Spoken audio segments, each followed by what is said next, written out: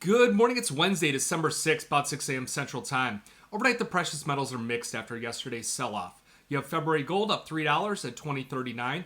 March silver down 8 cents, $24.46. March copper up 2 at $3.81. And January platinum up 5 at $9.11. So there's really four things that are impacting these precious metals right now. There's not a ton of news flow coming out, at least geopolitically.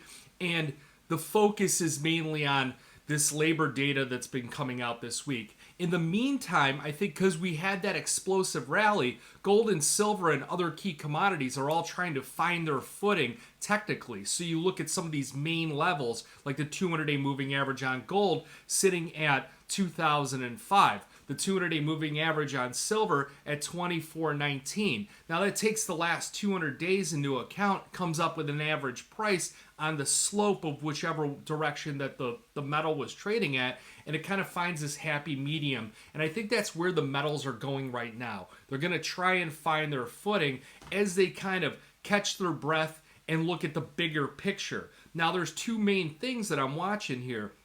One is the interest rate cut expectations. They're jumping across the globe. Where in Europe, traders are expecting 625 basis point cuts.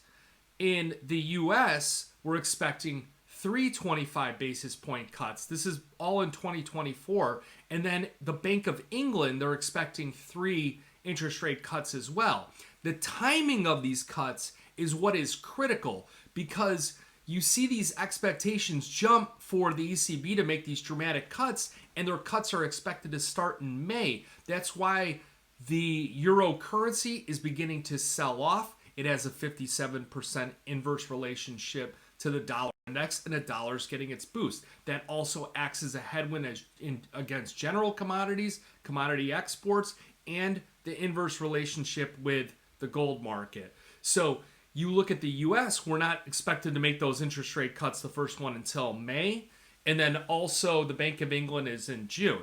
But if you get the ECB making aggressive cuts right out the gate, and Jerome Powell holds off or delays it forward. Remember, they were late to rate hike. They rate hiked aggressively. What's not to say that they don't push out this rate cut and then end up cutting 50 basis points farther down.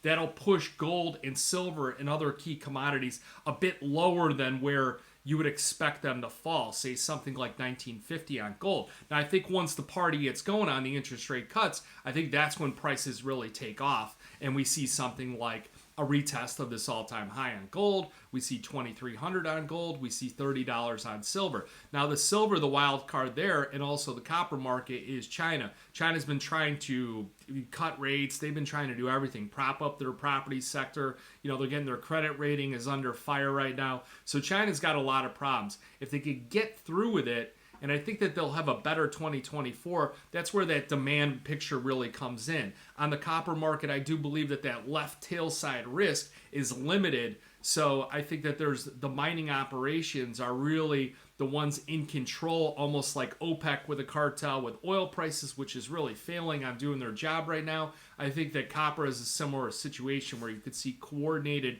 efforts to curb some of that production. And remember, silver is a byproduct of copper mining exploration. So if you look at the outside markets here, they're mixed. You've got crude oil down 50 cents, 71.73. I think we're going to start bottoming out there.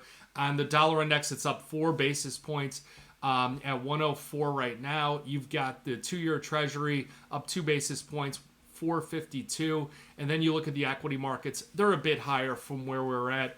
Volatility. I think a lot of algos are trading these markets here at the moment. So you got any questions, give me a call, 312-858-7303. Remember, futures option trading does involve risk of loss, may not be suitable to all investors. Good luck, good trading.